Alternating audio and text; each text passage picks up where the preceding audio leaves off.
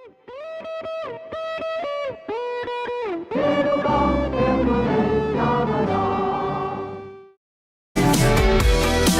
informasi dan inspirasi Nusantara.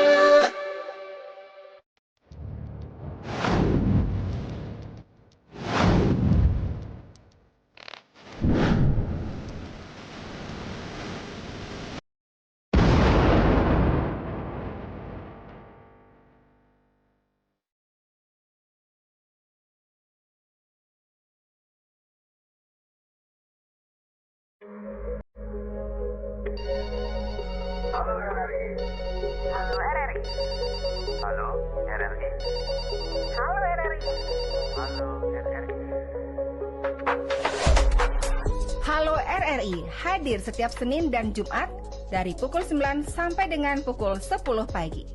Anda bisa sampaikan semua keluhan, masalah, atau informasi melalui line telepon 0362 24644 atau WhatsApp 0811 399 9790 dan media sosial RRI Singaraja. Suarakan masalah Anda dan temukan solusinya bersama Halo RRI.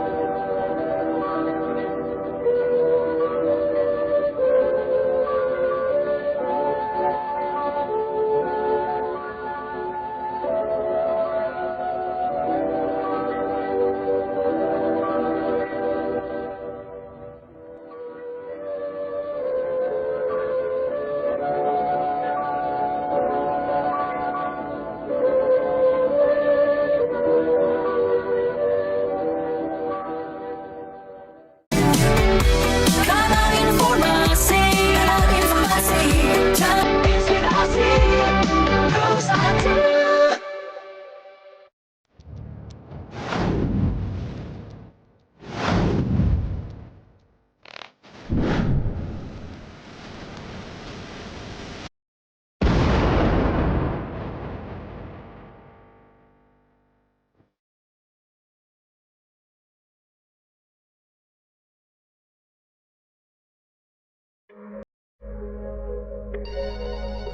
Halo RRI. Halo RRI. Halo RRI. Halo RRI. Disiarkan langsung dari Jalan Gajah Mada 144 Singaraja, Bali. Selamat pagi pendengar, senang sekali saya Rizka Desiandra dapat menyapa Anda kembali dalam dialog Hai Bali Ken pagi ini dengan narasumber-narasumber yang sudah hadir di Studio Pro 1 RRI Singaraja.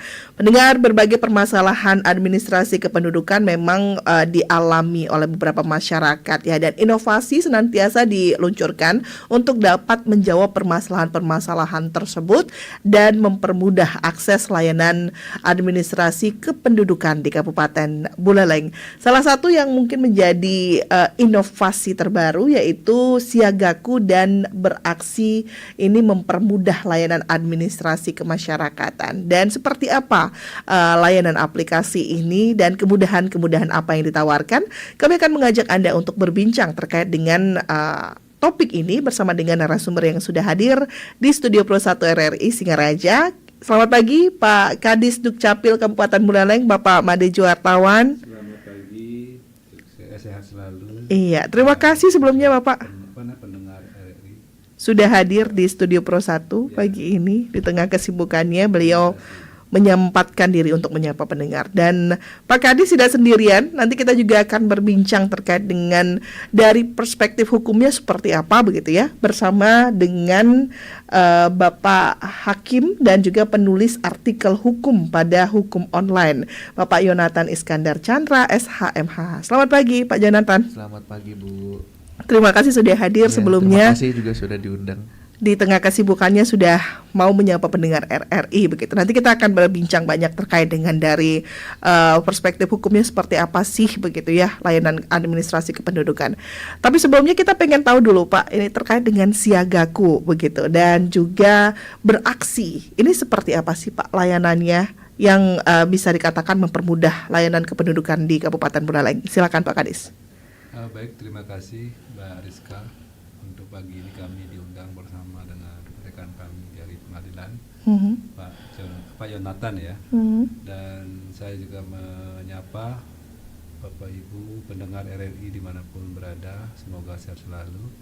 Jadi kemarin kita bersama dengan Ketua Pengadilan dan Pak Bupati meluncing inovasi siagaku dan beraksi ya. Jadi kenapa ada siagaku dan beraksi, ini dua hal yang sebetulnya memiliki tujuan yang sama, tetapi polanya yang berbeda gitu ya. Sama-sama sebetulnya ini adalah pelayanan jemput bola ya. Tidak, sekarang kita udah pelayanan online, sekarang menyelesaikan masalah dengan jemput bola. Siagaku itu akronim dari sidang luar gedung dan layanan administrasi kependudukan terpadu. Jadi memang 2023 itu sudah ada kerjasama MOU ya antara PMK Buleleng dengan Pengadilan Negeri Singaraja untuk melakukan sebuah kegiatan bersama kolaborasi yang salah satunya adalah Pengadilan Negeri melaksanakan sidang luar gedung. Sidang luar gedung ini dilaksanakan itu biasanya mengambil lokasi di desa dan kelurahan. Nah, kami di Dukcapil memiliki beberapa persoalan permasalahan pelayanan administrasi kependudukan yang memang harus melalui penetapan pengadilan. Dan ini juga menjadi masalah atau kendala yang dihadapi masyarakat ketika mendengar pengadilan itu udah takut duluan. Jadi siapapun mungkin termasuk kita juga. Jadi menghadapi atau masuk ke pengadilan itu kan psikologinya berbeda begitu. Jadi kita menjembatani apa antara kebutuhan daripada masyarakat, karena sekali lagi penyelesaian administrasi kependudukan tidak seluruhnya bisa diselesaikan oleh kita. Perlu proses pengadilan. Contoh umpamanya kawin di bawah umur, itu undang-undang sudah menyatakan harus memerlukan izin pengadilan atau dispensasi pengadilan. Demikian juga kita tidak mengandung poligami, jadi harus tetap izin pengadilan. Demikian juga untuk perubahan elemen data, salah satunya perubahan nama, itu juga membutuhkan pengadilan. Demikian juga pengesahan anak, jadi anak yang lahir di luar perkawinan itu juga perlu pengesahan anak dari pengadilan. Hari semua ini perlu ada sebuah metode yang bisa meringankan masyarakat kita, khususnya ketika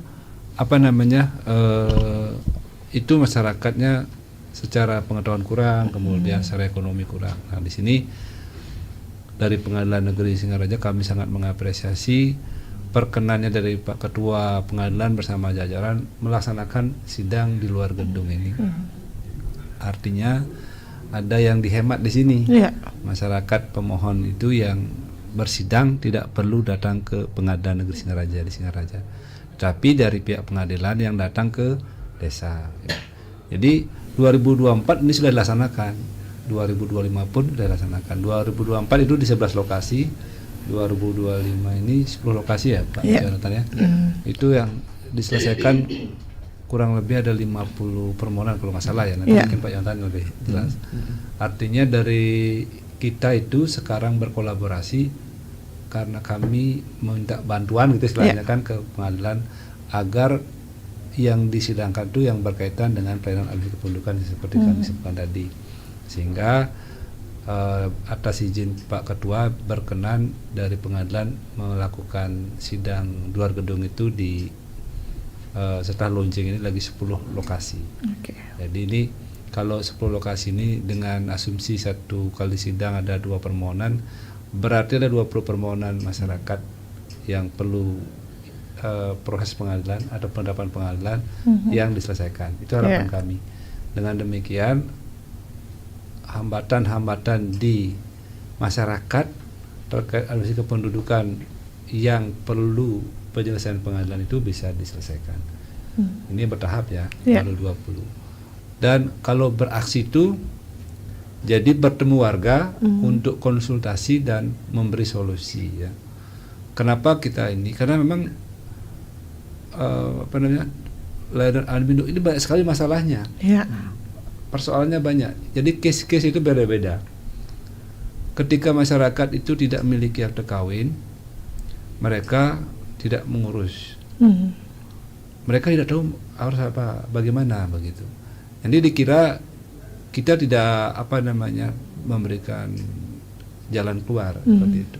Sehingga kita kemarin, apalagi setelah menerima data BPJS itu, jadi BPJS Kesehatan bekerjasama dengan kami itu mengirimkan data bayi baru lahir itu belum berakte, belum miliki NIK itu hampir sampai 4.000-an. Padahal di data kami yang tidak memiliki akte lahir di Buleleng itu hanya 80-an. Nah, kami combine di mana letak miss-nya ini. Setelah kita cross check, ternyata dari 4.000-an yang disampaikan oleh BPJS itu, ternyata hanya 1.800 yang belum memiliki akte. Nah, 1.800 ini angka yang besar. Itu. Kenapa? Apa persoalannya? Kan begitu. Memang kita di Bali, khususnya yang Hindu kan, itu memang ngurus akte lahir kan setelah 3 bulanan.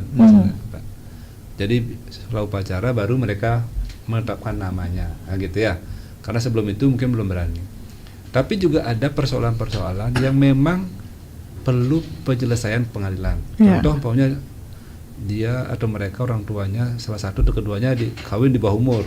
Umur 17 tahun kawin, umur 18 tahun kawin. Ini belum bisa membuat akte kawin. Kalau belum buat akte kawin kan tidak bisa buat akte anak. Walaupun ada solusi akte ibu. Jadi tidak semua orang tua juga sepakat karena mereka ada perkawinan secara agamanya.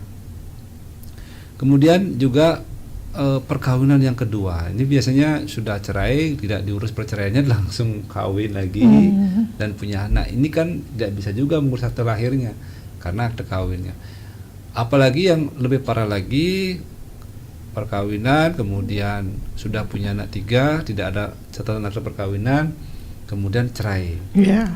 Karena mereka tidak ada akte perkawinan, cerainya kan tidak ada pengadilan. Tapi anak-anaknya ini tidak memiliki akte kelahiran.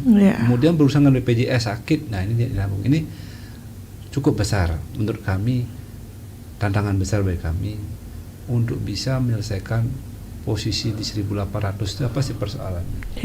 Detailnya seperti apa masalahnya. Jadi ketika kami menemukan masalah yang harus diselesaikan ke pengadilan, itu kami akan berkoordinasi dengan pengadilan.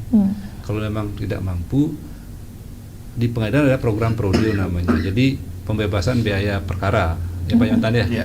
Atau mungkin bisa dengan sidang luar gedung. Jadi dilaksanakan di desa itu. Jadi kan transportasinya kan bisa dihemat masyarakat, baik waktu maupun biayanya. Jadi ini program di pengadilan sangat luar biasa. Kalau nanti berjalan ini maksimal di 2026, apalagi akan lebih banyak sasaran yang akan dicapai.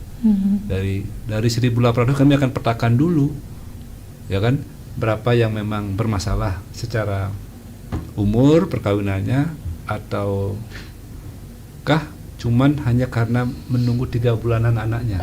Itu ada juga. Baik. Nanti setelah itu baru kami koordinasi dengan pengadilan. Jadi antara siagaku dan beras ini ada keterkaitan. Jadi beraksi kami ini turun ke desa untuk menyerap ataupun memberikan solusi. Karena begitu tidak ada masalah, kami bisa langsung membantu permohonan masyarakat. Kan begitu tidak ada masalah, tanda tangan di sana permohonannya, ada Pak Mekel atau Pak Lurah di sana kan langsung di online kan oleh operator Iya. desa. Harapannya selesai pada saat itu juga. Bagi yang tidak bermasalah. Bagi yang bermasalah, kami akan koneksikan dengan Siagaku, dengan pengadilan. Jadi kiranya bisa kami sarankan untuk proses pendaftaran, nanti biar sidangnya dilaksanakan sidang di desa atau luar gedung gitu. Ini menarik ya Pak Kadis ya, kalau dari apa yang dijabarkan oleh Pak Kadis itu untuk inovasi-inovasi ini, karena permasalahan di tingkat desa itu kan banyak sekali dan mungkin mereka juga tidak tahu harus bagaimana dan harus seperti apa. Kemudian dijawablah dengan beraksi, dan untuk proses persidangannya itu ada dengan Siagaku begitu. Ya. Saya mau ke Pak Jonathan. Ya. Pak Jonathan, ini kan sudah bersinggungan dengan permasalahan hukum dan persidangan begitu kan. Dengan sistem yang ada di Siagaku dan beraksi itu begitu. Apa yang memang harus diperhatikan oleh masyarakat yang akan menggunakan Siagaku misalnya begitu. Karena kan persidangan di luar gedung ini mungkin ada hal yang harus disesuaikan. Nah, itu seperti apa sebenarnya? Silakan Pak Jonathan. Iya, makasih ya Bu. Jadi sebenarnya masyarakat sendiri itu bukan ditambah bebannya jadi lebih sulit, justru malah lebih mudah dengan adanya sidang di luar gedung ini gitu. Ya. Jadi secara persyaratan itu sama seperti sidang di dalam gedung, justru malah kita yang datang ke sana. Nah, sebenarnya yang banyak dipersiapkan dari sisi kitanya gitu untuk memindahkan ruang sidang yang tadinya ada di dalam gedung pengadilan ini keluar gedung pengadilan gitu. Nah, yang perlu disiapkan atau perlu diperhatikan dari masyarakat sendiri sebenarnya apa yang disampaikan dari konsultasi dengan si beraksi tadi gitu. Karena kalau konsultasi beraksi ini kan sebenarnya dari pihaknya Disduk Capil memang teknis untuk masalah pencatatan sipilnya gitu. Nah, apa masalahnya di sana diberikan seperti jalan keluar lah, harus mengajukan permohonan dan sebagainya. Nah, itu yang harus diperhatikan sebenarnya. Nah, untuk proses sidangnya sendiri sebenarnya akan berjalan seperti biasa aja gitu. Nanti masyarakat sebenarnya tinggal hadir aja gitu, membawa bukti-bukti, saksi dan sebagainya. Seperti itu. Artinya sih. tidak ada yang berbeda dengan sidang Nggak ada, gedung. justru malah dipermudah justru Bu gitu. Oke, baik. Sebelum saya kembali ke Pak Kadis, tadi dikatakan bahwa memang ada konsultasi yang harus dilakukan sebelumnya. Apakah di sana juga dari pengadilan itu terlibat dalam konsultasi beraksi itu? Yang tadi kami sampaikan, kalau beraksi sendiri sebenarnya itu konsultasi sifatnya administrasi ya Pak Kadis ya. Jadi memang kenapa ini tidak bisa dicatatkan dan sebagainya gitu. Tapi untuk konsultasi hukum sendiri sebenarnya kalau dari pengadilan itu kan kami punya namanya Posbakum Bu, Pos Bantuan Hukum. Nah ini memang layanan kepada masyarakat gratis. Tapi memang untuk konsultasi Posbakum ini adanya di kantor pengadilan, gitu. Jadi kalau bingung atau kesulitan mencari informasi terkait administrasi bisa dengan beraksi. Tapi kalau bingung soal ini permohonannya harus seperti apa, gitu kan ya, bukti-buktinya apa yang harus dibawa. Nah itu nanti memang bisa konsultasi secara gratis di Posbakum Pengadilan Negeri Singaraja. Oke, berarti jawabannya memang sudah disiapkan sebenarnya begitu dari baik dari pengadilan ataupun dari Disduk Capil begitu. Tapi Pak Kadis, ini kan kalau kita katakan kalau untuk proses sidang begitu ya, sebagai masyarakat awam saya ini kan mungkin ada yang tidak dilakukan dalam sekali misalnya, ada yang harus berkali-kali. Nah ini untuk penentuan tempatnya, apakah disesuaikan dengan daerah yang memiliki banyak case atau bagaimana Pak nanti sistemnya dari Disduk Capil? Baik, terima kasih. Jadi untuk yang sudah berjalan itu kan sesuai dengan permohonan yang masuk. Itu pengadilan yang istilahnya menentukan lokasinya. Kemudian yang di 2025 ini yang kami support 10 lokasi begitu, kami juga masih menyerahkan ke pengadilan untuk menentukan lokasinya. Hanya saja kami sarankan agar tidak menghindari ataupun mencari desa di luar yang sudah dikunjungi. Ya. Jadi kan kalau di 2023 itu ada 11 lokasi penyampaian ya. Kemudian di 2004 ada 10, berarti kan sudah ada 21 lokasi yang sudah dikunjungi oleh pengadilan. Ya. Kami sarankan desa yang dikunjungi biar di luar 21 desa itu. Ini 2024 ini di perubahan ini. Nah, di 2025 kami juga akan karena ini beraksi kan belum jalan secara penuh. Ya. Baru satu kali kami turun kemarin di desa Pemutaran, belum seluruh desa. Kami akan petakan dulu di perubahan atau di setelah launching ini. Nah, dari hasil 2024 ini, maka kami akan berkoordinasi dengan pengadilan untuk lokasi-lokasi di 2026. Gitu. Di 2025 ini kita turun dulu beraksinya. Jadi kami yang menentukan nanti lokasinya itu berdasarkan memang seperti Mbak Rizka bilang tadi, dari data BPJS yang 1.800 itu kami petakan yang tertinggi di mana. Jadi sasarannya yang masih belum, kita ambil baru satu sampel ini yang akte kelahiran. Kenapa akte kelahiran ini penting? Karena ini berkaitan dengan pelayanan kesehatan. Ketika si anak sakit itu memerlukan BPJS umpamanya, mereka tidak memiliki akte kelahiran tidak bisa ditanggung. Nah, di BPJS juga sama, hanya ditoleransi 3 bulan. Jadi ketika 3 bulan belum mengurus akte kelahiran, ketika dia adalah peserta PBI atau bantuan pemerintah, BPJS-nya itu di-cut off, dipotong, dikeluarkan gitu. Di-cut ya. Sehingga mereka tidak ditanggung oleh BPJS. Ini kan kasihan. Jadi kita ingin program ini tidak serta-merta hanya dari sisi kelengkapan kita, tetapi bagaimana membantu juga masyarakat, terutama yang tidak atau belum mengurus akte kelahiran, karena berkaitan dengan pelayanan publik yang lain. Paling mendasar adalah pelayanan kesehatannya. Kalau pendidikan itu kan setelah, mungkin beberapa masyarakat kita juga setelah masuk ke tingkat SD atau mungkin dia tingkat TK gitu kan, diminta akte lahir itu baru menguruskan. Tapi itu kan setelah mungkin udah agak besar. Tapi yang sering terjadi, bayi itu sakit kemudian dibawa ke rumah sakit, ternyata tidak ada NIK-nya, belum terdaftar, sehingga tidak bisa lah dibantu oleh BPJS. Kalau ini, oleh BPJS misalkan ngasih waktu 3 hari kan, kalau ini tidak memiliki akte kawin karena di bawah umur, ya jelas harus ke pengadilan, tidak bisa diselesaikan dalam waktu 3 hari. Perlu waktu yang cukup untuk mempersiapkan itu. Memang solusinya seperti tadi, ada sebenarnya akte ibu. Dan kami juga sampaikan di sini Mbak Rizka, total akte kelahiran ibu atau anak seorang ibu gitu kan, yang tidak ada nama ayahnya itu sudah kita terbitkan hampir 3.019 akumulasi ya. Kemarin di 2024 itu hampir 500-an, kemudian di 2023 400-an. Di 2025 ini sampai bulan September kemarin, tanggal kemarin tuh baru di angka 200 sekian. Artinya apa? Jadi inilah yang sebetulnya bermasalah. Artinya ini adalah anak-anak yang bisa dibilang kelahirannya belum dilengkapi orang tuanya perkawinan yang resmi. Walaupun secara agama sudah. Secara resmi artinya belum dicatatkan ya pernyataannya di kita. Pasti ada kendala-kendala. Seperti yang kita sampaikan tadi, kendalanya itu pasti di bawah umur atau barangkali bercerai kemudian suka kawin lagi, belum ngurus perceraiannya udah kawin lagi, sehingga nggak bisa mengurus akte kawin. Kan harus urus akte cerainya dulu. Di bawah kan sering begitu kan, bercerai tapi bercerai secara agama, tidak mengurus pengadilan karena kemudian memiliki akte kawin. Nah, keburu kawin lagi dan punya anak. Ini otomatis anaknya nggak bisa mengurus akte lahir. Baik. Akte lahir yang biasa ya, yang lengkap. Kalau akte lahir ibu bisa aja. Tapi biasanya bapaknya yang nggak mau, nama bapaknya nggak ada di sana. Iya, baik. Ini perlu jadi pemahaman juga di masyarakat ya Pak Kadis ya, karena angka 1.800 itu bukan angka yang kecil begitu yang terjadi. Apakah memang gapnya itu atau mungkin ada gap lainnya begitu ya Pak, masih akan harus dipetakan kembali.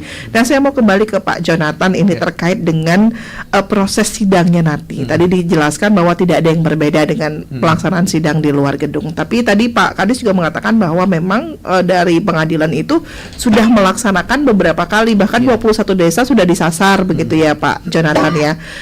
Kalau bisa dilihat Pak Jonathan dari 21 desa itu begitu kan, apakah ya baik, mohon maaf sebelumnya, apakah memang case-nya akan dipetakan sesuai dengan case dalam satu tempat, satu desa itu, atau mungkin ada yang memiliki case lain begitu bisa bergabung di desa yang akan disasar oleh pengadilan?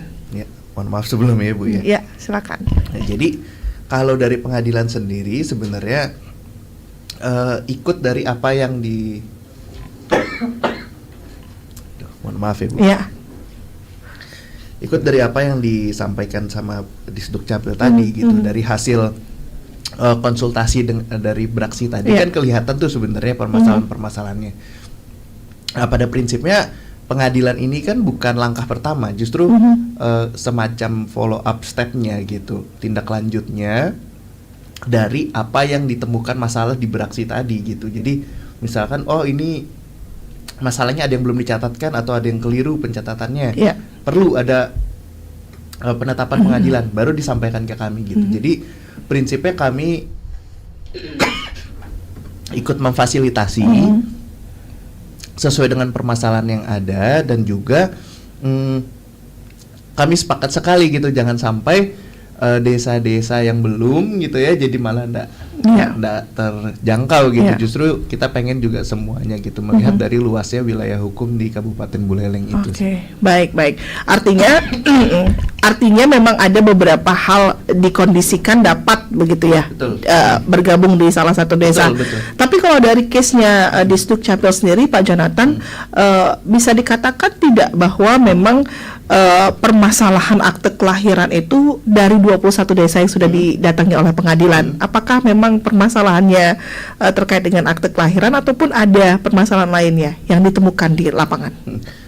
Prinsipnya kan kalau permohonan ke pengadilan ini memang untuk akta catatan sipil, jadi memang pasti bersinggungan dengan akta kelahiran gitu. Tapi yang jadi masalahnya beda-beda. Jadi misalkan ada yang pergantian nama, atau ada yang keliru dalam waktu penulisan namanya gitu, atau misalkan ada kesalahan penulisan tanggal lahir. Nah, seperti itu yang jadi objeknya sama, akta kelahiran, tapi memang yang dimohonkan ke pengadilan itu bisa bervariasi gitu. Baik. Berarti memang ada objeknya sama. Objeknya sama karena memang untuk pengadilan sendiri kewenangannya hanya di dokumen akta catatan sipil, bukan di dokumen kependudukan lainnya gitu. KTP, KK itu bukan objek di permohonan ke pengadilan negeri gitu. Baik. Dengan informasi yang sudah diberikan oleh Pak Kadis dan juga Pak Jonathan tadi begitu, kami undang atensi Anda pendengar di 24644 begitu untuk Anda yang memiliki pertanyaan terkait dengan proses sidang di luar gedung begitu ya. Ini juga merupakan salah satu inovasi yang dilakukan oleh Disduk Capil Kabupaten Buleleng terkait dengan inovasi siagaku dan beraksi yang mempermudah layanan administrasi kependudukan masyarakat. Kita masih bersama dengan Kadisduk Capil Buleleng, Bapak Made Wartawan, dan juga Bapak Hakim dan penulis artikel hukum pada Hukum Online, Bapak Yonatan Iskandar Chandra, SHMH.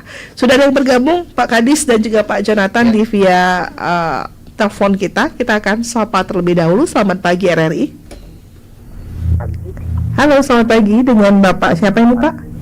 Astawa juga. Ya, Pak Astawa, mungkin volume radionya bisa diperkecil sedikit dan suaranya mungkin bisa diperjelas sedikit, Pak Astawa. Ampun. Sampun silakan Pak Astawa, apa yang ingin disampaikan bersama dengan Pak Kadis dan juga Pak Jonathan. Bertanya, kalau di pegawai Disduk Capil itu kalau orang mencari akte kelahiran sampai di mana ketelitiannya bahwa orang itu mempunyai anak lahir. Nah, menurut yang dulu ya, yang 70 punya anak yang pertama ya. Pada waktu itu dia ingin membuat akte kelahiran. Persyaratannya kalau tidak salah ya di mana lahir gitu. Terpaksa yang keluar lagi mencari dan tidak dipercaya omongan saya bahwa saya punya anak lahir tanggal ini di mana kan gitu. Disuruh saya datang ke tempat bidan yang melahirkan anak saya begitu.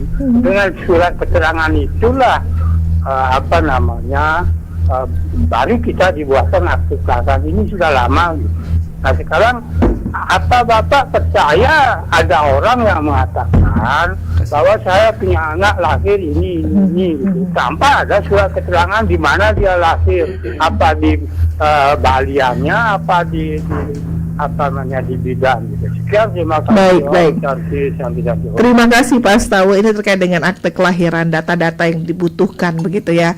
Nanti kita akan sapa kembali untuk pendengar di 24644 dan kita juga nanti akan dengarkan tanggapan dari Pak Kadis dan juga Pak Jonathan begitu. Untuk Anda yang lain silakan kami undang atensi Anda di 24644 dan juga di via WhatsApp bisa ikut langsung bergabung di 081139999790. Kita masih berbicara terkait dengan inovasi terbaru dari Disduk Capil pendengar terkait dengan sidang ya, inovasi sidang di luar gedung atau siagaku dan beraksi. Ini aplikasi ataupun program konsultasi ya terkait dengan permasalahan-permasalahan layanan kependudukan. Silakan kami undang atensi Anda pendengar di 24644 serta di 081139999790 dan juga di via telepon 24644 dan jangan lupa Anda juga bisa menyematkan komentar Anda di RRI Singaraja Official karena siaran ini juga disiarkan secara langsung, secara live di RRI Singaraja Official. Baik pendengar, selagi kita menunggu Pak Kadis dan juga Pak Jonathan, kita akan tanggapi dulu ini dari Pak Astawa di Bungkulan terkait dengan akte kelahiran, data-data yang dibutuhkan. Pak Kadis, silakan Pak Kadis. Baik, terima kasih. Pertanyaan dari Pak Astawa di Bungkulan. Jadi sejauh mana ketelitian? Jadi kalau memang kami itu sekarang itu dapat disampaikan pegawai kami mencukupi ya. Karena setiap proses dokumen itu kami sudah memiliki standar pelayanan menyelesaikan dalam 1 jam. Terhitung dari dokumen sudah lengkap. Artinya apa? Jadi kalau tadi Pak Astawa menyampaikan pengalaman beliau mungkin ya, pernah ke pelayanan terus ditanya tempat lahirnya diragukan gitu. Jadi sebetulnya Dukcapil itu hanya mencatat berdasarkan permohonan, tidak menguji daripada kebenaran daripada data itu, gitu kan. Akte kelahiran biasanya disertai dengan surat keterangan lahir itu dari Paskes ataupun dari desa. Jika memang itu tidak membawa dari Paskes, bisa dari desa. Jadi ketika nanti dokumen surat keterangan lahir dengan formulir yang diisi oleh yang pemohon itu sudah sama, kami pasti akan menginput sesuai dengan data tersebut. Tidak mungkin kami mempertanyakan apalagi meragukan, kecuali mungkin ya dokumennya memang tidak jelas gitu ya. Perlu kami ragu. Itu pun karena sekarang pelayanan berbasis online, kami akan kembalikan secara online. Namun demikian, kami juga punya inovasi balita namanya bayi lahir berakta itu kerjasama dengan Paskes. Jadi dimanapun melahirkan, baik itu di bidan praktek mandiri maupun di rumah sakit atau mungkin di puskesmas, itu bisa diproses akte lahirnya sepanjang tidak bermasalah. Maksud tidak bermasalah ya memang seperti kita sampaikan tadi, ada akte perkawinan orang tuanya gitu. Jadi ketika nanti bayinya itu pulang dari persalinan itu sudah jadi, karena seperti yang saya sampaikan tadi prosesnya cuma 1 jam itu. Kenapa tidak terlaksana dengan baik seperti kami sampaikan tadi? Banyak orang tua harus menunggu lama. Ada yang 2 bulan bitong linen, ada yang 3 bulanan gitu. Sebenarnya kalau seandainya bisa dengan orang tuanya siap nama dan akte kawinnya sudah lengkap, bisa. Jadi pulang dari tempat persalinan itu sudah membawa akte gitu. Ini apa tujuannya? Untuk mempercepat. Jadi ketika ada permasalahan itu bisa cepat ditangani. Yang kedua, kesalahan kita juga, mohon maaf, ketika dokumen itu diterima, kadang-kadang tidak dicek. Jadi langsung ditaruh di lemari gitu kan ya. Padahal di sana kan perlu dicek benar nggak. Bisa jadi terjadi kesalahan di surat keterangan, bisa jadi terjadi di penginputan, dan atau mungkin di operator kami, bisa jadi. Yang namanya kita juga manusia kan gitu ya. Nah ini perlunya setiap dokumen yang diterima itu harus segera diperiksa dulu, sehingga begitu ada kesalahan kita cepat, tidak perlu ke pengadilan. Ini yang menjadikan kenapa ke pengadilan. Contoh umpamanya lahir tahun 2000, tertulis di sana 2010, jadi 10 tahun bukan? Ada kemarin kasusnya kesalahan 3 tahun atau 4 tahun, jadi dia sudah SMP tapi umurnya udah 20 tahun. Kenapa nggak dirubah? Karena orang tuanya tidak mau merubah. Jadi ijazah SD-nya itu sudah tahun itu, sehingga kan kasihan. Di dapur kan ditolak. Nah, seperti yang Pak Asal bilang tadi, jadi sekali lagi kami tegaskan bahwa kami berupaya teliti. Karena apa? Dokumen masuk itu dari desa, umpamanya yang online di desa, kami masuk ke operator dulu, Pak Asal. Di operator, kemudian masuk ke verifikator. Jadi setelah lolos oleh operator, baru ke verifikator, baru ke tangan Kadis TTE-nya. Jadi ada 2 lapis sebetulnya. Jadi kalau memang 2 lapis ini sampai jebol gitu kan, ya berarti memang di luar ini kita itu. Berarti memang apa istilahnya fatal lah gitu kan. Kadang bisa jadi permohonan lolos di operator, tapi di verifikator ketemu ininya, kekeliruannya. Baik lagi ke desa. Itu di kami. Jadi ada saringan. Operator menginput, kemudian verifikator memverifikasi. Jadi harusnya sih tidak ada kesalahan dalam hal dokumen. Dan untuk tempat lahir, nah ini mohon maaf, tempat lahir memang ada surat dari Kemendagri di Jenduk Capil itu agar menggunakan nama kabupaten. Itu per 2024 kemarin. Ada surat. Jadi setiap yang lahir di Buleleng ditulis di Buleleng. Jadi nggak boleh lagi desa A, nama tempatnya atau mungkin kecamatannya gitu kan, dulu kan termasuk saya juga kan pakai desa gitu kan. Kalau sekarang harus kabupaten. Nah, ini yang kadang-kadang juga apa istilahnya pemohon tuh kami mau pakai ini gitu. Tapi kami diminta agar menggunakan kabupaten. Skup yang paling kecilnya udah kabupaten ya Pak ya. Gitu. Baik, ini untuk Pak Astawa ya sudah terjawab Pak. Jonathan mungkin ingin menambahkan terkait dengan keakuratan data-data di persidangan, apakah juga nanti akan menjadi pertanyaan? Silakan Pak. Makasih Bu Rizka.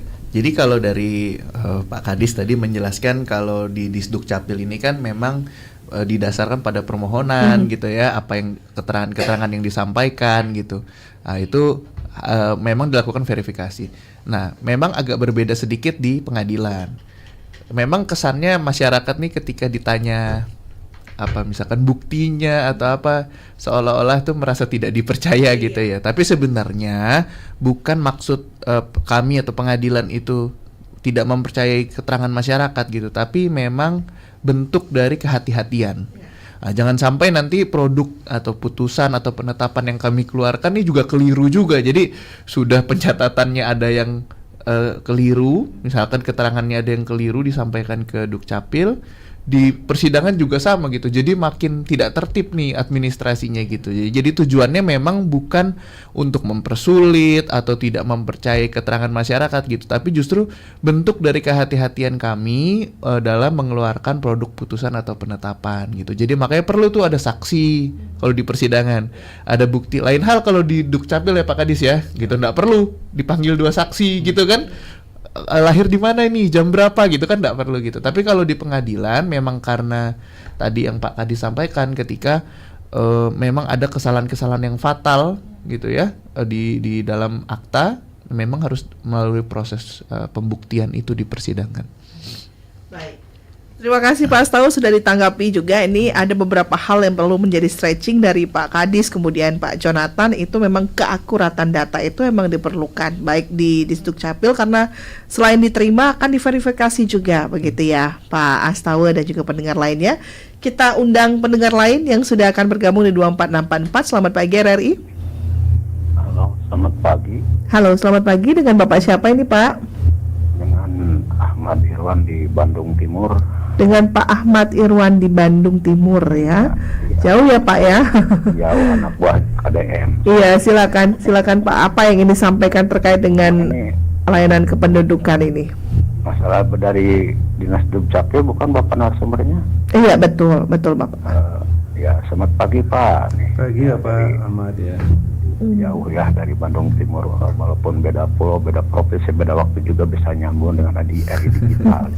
Ya, silakan Begini, Pak. Pak, tadi sedikit membahas tentang masalah itu bayi ya Pak ya, seperti itu.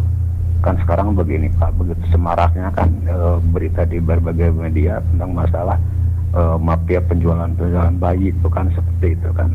Nah di sini Pak, hukumnya kan tidak jelas. Ada si bayi yang diperjualbelikan itu, ada yang baik karena di luar nikah, ada juga bayi yang sah pernikahan karena tidak diinginkan. Nah itu secara hukum seperti apa gitu kan. Jadi hukumnya belum jelas Pak di sini, karena banyak di antara mafia ya penjualan bayi-bayi itu kan sering berbagi berita. Itu yang pertama. Yang kedua, kalau Bapak ini dari Dukcapil kan ya begini, saya bertanya Pak, kan saya begini, saya merubah status saya kan, kalau di KTP, kalau di KK saya udah berubah status, maaf nih ya, bukan promosi ya, statusnya kan udah lah ceritanya begitulah. Nah KTP kan masih dalam status nikah itu kan, kawin. Nah, kita dirubah lewat online, tiba-tiba yang itu datang yang berubah. Tapi ini KTP yang status nikah kok nggak ditanyain, nggak ditarik, disimpan aja itu kan. Tapi yang tetap yang digunakan itu yang KTP yang baru, tapi cuma disimpan. Nah bagaimana melanggar aturan tidak, atau kenapa tidak bagaimana misalkan KTP yang asalnya yang memang ganda satu alamat, cuma statusnya beda Pak. Itu mohon tegasan dari Bapak. Kalau toh memang ada yang mengambil dikasihin aja, karena nggak dikasih, nggak ditahan, tapi nggak dipakai Pak, yang dipakai tapi yang baru. Terima kasih Pak. Yuk lagi. Terima kasih Pak Ahmad ya untuk pertanyaannya, nanti kita akan tanggapi. Ini terkait dengan ada KTP yang ganda begitu karena sudah dirubah, tapi KTP lama tidak ditarik begitu. Nah, bagaimana penjelasannya nanti kita akan tanggapi begitu ya. Kita sapa lagi pendengar lainnya di 24644. Selamat pagi. Di belakang Pak Ahmad ada siapa? Selamat pagi Pak. Saya Narde Beratan. Pak Narde di Beratan. Silakan Pak Narde. Ini menarik sekali ini. Baru pertama kali saya dengar. Yaitu kaitan antara pengadilan, Dukcapil dan BPJS. Kan arahnya barangkali kalau tidak salah saya dengar. Ya, silakan Pak. Yang pertama saya menanyakan, yaitu sumbernya ini dari mana? Apa dasar hukumnya? Sehingga kami bisa melihat fakta-fakta nanti dari dasar hukum itu kita bisa pelajari. Sehingga nantinya mungkin dari pengadilan sudah tadi mengatakan bahwasanya bisa konsultasi pada pengadilan gratis. Tapi kebetulan di pengadilan sibuknya sangat luar biasa, yaitu ini mereka kan bisa konsultasi pada konsultan hukum dan lainnya, atau pada advokat yang mereka kebetulan punya ponakan advokat bisa konsultasi. Maka dari itu perlu ada dasar hukumnya. Kami tidak tahu dasar hukumnya, maka itu kami menanyakan dasar hukum. Nah itu yang pertama. Yang kedua yaitu mengenai masalah sidang di luar pengadilan ini, yaitu eksistensinya itu seberapa jauh terhadap penetapan atau dan mungkin keputusan yang diambil di luar pengadilan itu. Sehingga dalam hal ini apapun yang diputuskan itu yaitu legal. Oke, baik. Ya, hanya itu saja Bapak narasumber dari pengadilan, Pak Yonatan kalau tidak salah ya Pak. Ya, betul. Yang kedua dari Dukcapil saya lupa. Pak Kadis dari Dukcapil Bapak, silakan. Ya itu. Semoga yaitu kita bisa melayani masyarakat sesuai dengan kebutuhannya, sehingga prinsip negara hukum bisa berjalan sebagaimana diharapkan. Baik. Terima kasih Pak Narde, sudah 2 orang penelpon yang bergabung. Kita langsung tanggapi dulu untuk Anda yang akan bergabung lagi. Nanti kalau memang masih ada waktu, kita akan sapa kembali di 24644 ya. Kita tanggapi dulu dari Pak Ahmad ini Pak, terkait dengan KTP ganda. Nah ini bagaimana dari Dukcapil? Pak Kadis silakan. Baik, terima kasih Pak Ahmad. Ini jauh sekali ya Bandung Timur ya. Terima kasih Pak Ahmad ya sudah bertanya. Jadi kami di Dukcapil mungkin tidak hanya di Buleleng, dimanapun itu setiap perubahan elemen data, termasuk tadi status duda menjadi kawin jadi duda. itu ketika perubahan KK secara online, secara KTP nggak bisa online, kan gitu. Jadi setiap kalau kami di Buleleng itu cetak KTP bisa di Dukcapil, di MPP dan di 9 kecamatan. Ya. Nah, di 9 kecamatan ini hanya boleh cetak KTP untuk yang warga di kecamatan tersebut. Itu kita batasi kan. Ya. Artinya gini, ketika orang mau cetak KTP dengan perubahan elemen itu harus menyerahkan KTP yang lama. Ketika tidak diserahkan KTP lama, harusnya SOP-nya nggak boleh diberikan KTP yang baru. Yeah. Gitu kan. Agar apa? Agar tidak memiliki 2 dokumen KTP yang sama, ya gitu kan? Karena itu ya pasti melanggar ketentuan. Karena hanya satu orang, hanya diberikan satu orang satu KTP elektronik. Berbeda mungkin yang dimaksud Bapak adalah KTP digital. Yeah. Jadi ketika nanti perubahan itu di KK, otomatis di KTP digital otomatis berubah karena kan sistemnya digital.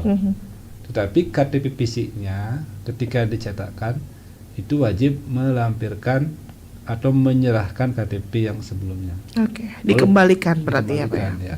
Ditarik oleh kita kan. Jadi dimanapun seperti itu SOP-nya gitu kan.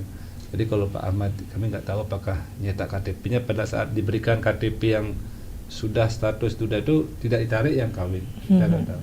Walaupun memang di sana alamatnya sama. Ya, nama. Cuma berubah elemen di status saja. Ya. Baik. Kemudian yang kedua ada Pak Narde dari Beratan. Narde dari Beratan.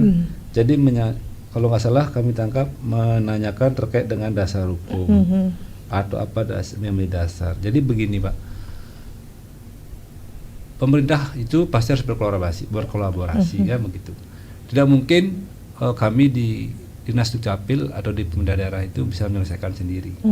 Karena dari undang-undang pun itu memang harus melalui pengadilan. Jadi harus ada sebuah pola kerjasama yang baik dengan pengadilan untuk bisa memudahkan masyarakat. Kalaupun tidak dipolakan sebenarnya bisa jadi ini kan. Tapi seperti yang kami sampaikan tadi, dengan 1.800 yang belum memiliki akte lahir itu, persoalan kita itu adalah bagaimana mempercepat. Di mana letak permasalahannya kan seperti itu, harus dipetakan.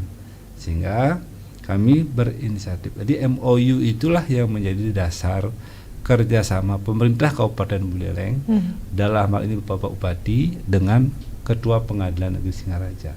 Ini boleh dilaksanakan untuk sekali lagi koordinasi pemerintahan untuk pelayanan publik. Itu dasar hukumnya. Kemudian apalagi yang ini kan? Iya, itu terkait dengan bagaimana kemudian itu untuk diketahui oleh masyarakat begitu ya Pak ya, terkait dengan dasar-dasar hukum ini agar semua masyarakat juga mempunyai pemahaman yang sama. Ya. Mungkin Pak Jonathan. Ya, silakan Pak Jonathan mungkin bisa menanggapi dulu itu terkait dari Pak Ahmad yang memiliki KTP ganda pada saat misalnya disalahgunakan atau seperti apa, dari hukum bagaimana Pak? Iya, sebenarnya memang itu tertib administrasi itu kan satu hal yang sangat penting ya untuk pencatatan sipil di sebuah negara gitu ya. Karena nanti akan berdampak pada, ini balik lagi bukan karena kita tidak percaya masyarakat nih Bu ya gitu, tapi kadang ada saya bilang oknum lah ya gitu, oknum masyarakat juga kerap kali ketika punya 2 dokumen atau bahkan lebih gitu ya, bisa menggunakan itu untuk kepentingan tertentu. Jadi misalkan untuk kepentingan yang satu menggunakan KTP yang ini, kepentingan yang 2 menggunakan KTP yang ini, misalkan untuk kawin lagi, misalkan atau apa gitu. Itu kan jadi tidak teratur lagi, jadi berantakan lagi nanti gitu. Catatan yang harusnya sudah rapi gitu. Nah, jadi memang penting untuk setiap orang hanya memiliki 1 dokumen kependudukan, gitu. Jadi misalkan KTP yang baru, yang lamanya harus diberikan dan sebagainya. Termasuk KK juga ya Pak ya. Berarti sama gitu semuanya seperti itu gitu. Itu untuk yang KTP ganda ya tadi Pak Ahmad ya. Kemudian Pak Narde nih terkait dengan dasar hukum. Sebenarnya Pak, ini kan bentuk dari upaya negara ya, dalam hal ini eksekutif dan juga yudikatif gitu ya, pemerintah dalam hari ini Disdukcapil dari Pemkab Buleleng dan juga dari yudikatifnya dari kami, dari pengadilan negeri gitu ya, untuk bersinergi membantu masyarakat gitu, supaya apa, masalah yang ada kan ada fenomenanya gitu, ada masalahnya gitu ya, itu bisa selesai. Nah, dasar hukumnya apa sebenarnya? Kalau dari kami pengadilan negeri, kami mendasarkan apa yang tadi Pak Kadi sampaikan itu di Undang-Undang Administrasi Kependudukan, di Undang-Undang nomor 24 tahun 2013 yang mengganti Undang-Undang nomor 23 tahun 2006. Dan itu tentang administrasi kependudukan. Jadi memang ada dokumen-dokumen akta catatan sipil yang membutuhkan penetapan pengadilan untuk melakukan perubahannya. Sebagai contoh tadi perubahan nama. Itu kan tidak bisa langsung dari akta catatan dari Disdukcapil. Perlu datang ke pengadilan. Nah, ketika dia perlu datang ke pengadilan, nah kami membawa ruang sidangnya ini keluar, gitu. Nah, hal ini, jawaban ini terkait dengan apakah putusannya legal ketika sidangnya di luar gedung. Jadi yang esensi dari sebuah putusan itu kan sebenarnya bukan bangunan fisiknya, gitu. Tapi pejabat yang mengeluarkan, yang memutuskan atau yang menetapkan, gitu. Ya itu si hakimnya sendiri itu. Nah, tapi memang dalam hukum acara ada ketentuan-ketentuan mengenai standar minimal ruang sidang. Nah, itu yang kami bawa tadi, yang kami istilahkan bawa dari dalam gedung keluar gedung. Misalkan contoh burung Garuda harus ada, bendera merah putih harus ada. Gitu. Setidak-tidaknya seperti itu. Gitu. Jadi enggak seperti kita sidang di ruang kosong seperti itu, enggak. Jadi ruang sidangnya bentuknya sama seperti ruang sidang di gedung pengadilan, hanya kita bawa itu semua ke luar gedung. Baik. Seperti itu, Bu. Iya, baik, itu yang menjadi perhatian juga ya Pak Narde. Sudah terjawab apa yang memang menjadi pertanyaan dari Pak Narde. Terima kasih untuk atensi Anda. Pak Nyoman Sudarsana juga terima kasih ya untuk atensinya untuk bertanya. Mungkin nanti kita akan buka lagi sesi pertanyaan bersama dengan Pak Kadis dan juga Pak Jonathan di lain kesempatan, karena memang waktu kita harus sudah berpisah dulu karena memang ada beberapa agenda lain yang harus dilaksanakan oleh Pak Kadis dan juga Pak Jonathan ya pada pagi hari ini. Nanti mungkin kita bisa jadwalkan kembali ulang ya Pak ya. Tampaknya antusias masyarakat ini sangat tinggi berbicara tentang hukum dan juga berbicara tentang administrasi kependudukan. Karena tidak sedikit juga ada masyarakat yang terjerat hukum akhirnya karena administrasi kependudukannya yang kurang tertib begitu ya Pak Kadis ya. Tapi sebelum kita tutup untuk dialog Hai Balik Ken pagi ini, kita akan dengarkan dulu closing statement. Apa yang ingin disampaikan kepada masyarakat terkait dengan siagaku kemudian beraksi untuk mempermudah layanan kependudukan di masyarakat. Dari Pak Kadis terlebih dahulu, silakan Pak bisa memberikan closing statement. Baik, terima kasih. Jadi inovasi ini kita berikan kepada masyarakat Buleleng khususnya ini kan. Ini tidak belum semua kabupaten ya kerjasama dengan pengadilan Pak Jonathan ya, hanya beberapa. Ini luar biasa untuk Buleleng di bawah bimbingan Pak Bupati dan Pak Wakil Bupati dan juga Pak Sekda ada petunjuknya. Di atas perkenan Pak Ketua Pengadilan bersama jajaran ini bisa kita laksanakan. Karena ini kan seperti disampaikan sebelumnya, di pengadilan ini sebenarnya sudah banyak sekali kasus yang harus diselesaikan di gedungnya. Karena memindahkan ruang sidang keluar ini sebenarnya butuh effort juga gitu. Sehingga kami sangat mengapresiasi sekali jajaran di Pengadilan Negeri Singaraja yang sudah berkenan untuk memberikan sidang luar gedung ini di Buleleng. Karena ini juga tuntutan daripada hampir seluruh perbekal ya Lurah untuk bisa dilaksanakan di tingkat desa. Bahkan kemarin ada saking semangatnya desa mau membiayai gitu kan. Tapi kami bilang belum bisa dulu karena kan nanti biar nggak tumpang tindih saya bilang. Karena yang dilaksanakan oleh pengadilan saat ini kan sumbernya APBN dari dana DIPA di Pengadilan Negeri. Dan untuk di 2025 ini kami sharing. Kami mensupport dari kabupaten, dari Dinas Dukcapil, jadi pemerintah kabupaten mensupport dananya. Jadi harapannya siagaku dan beraksi ini betul-betul bisa memberikan solusi. Jadi ketika harus ke pengadilan ada nanti metode sidang luar gedung, kalau tidak berkaitan dengan pengadilan, kami akan bantu online kan, sehingga masyarakat yang terkendala administrasi kependudukannya bisa berkurang. Kalau bisa, target kami sih 100% masyarakat Buleleng beradministrasi kependudukan yang tertib ya. Itu harapan kami. Baik, terima kasih Pak Kades atas closing statementnya. Pak Jonathan, silakan bisa memberikan closing statement. Makasih Bu Rizka. Sedikit tadi saya ada tertinggal ya. Jadi kalau untuk konsultasi bantuan hukum itu di peraturan Mahkamah Agung nomor 1 tahun 2014. Itu di seluruh pengadilan negeri itu terdapat pos bantuan hukum gratis. Jadi seluruh masyarakat itu bisa konsultasi di sana. Jadi konsultasinya tidak sama hakimnya, gitu, sama pos bantuan hukum. Di sana ada pengacara-pengacara yang memang dibiayai negara untuk masyarakat bisa berkonsultasi secara gratis, itu ya. Baik. Nah, terakhir sebagai penutup, bahwasannya pengadilan ini itu ingin memperluas akses masyarakat yang tadi stigmanya di awal itu kan takut masuk ke pengadilan gitu dan sebagainya. Tapi fenomena masalahnya ada. Nah, sebenarnya itu. Jadi memperluas akses dan juga membawa pengadilan ini lebih dekat ke masyarakat. Nah, jadi ada beberapa solusi lah yang bisa kami tawarkan atau kami berikan ke masyarakat. Yang pertama, kalau bingung soal konsultasi hukum tadi bisa ke Posbakum Pengadilan Negeri Payakumbuh gratis. Terus kemudian kalau ternyata jaraknya jauh gitu ya, dari rumah harus ke kantor pengadilan jauh, nah kita ada namanya sidang keliling bekerja sama dengan Disduk Capil tadi di Siagaku. Kemudian kalau biayanya mahal, nggak punya uang tapi ada masalah di dalam akta catatan sipil, itu masyarakat bisa mengajukan permohonan pembebasan biaya perkara atau prodeo. Nah, nanti itu untuk mengkurasi siapa-siapa aja yang kira-kira pas untuk diberikan bantuan pembebasan biaya itu nanti melalui penetapan ketua pengadilan. Gitu. Jadi tidak semua orang yang mengajukan bisa gratis, enggak, tapi memang harus dikurasi nanti. Seperti itu, Bu.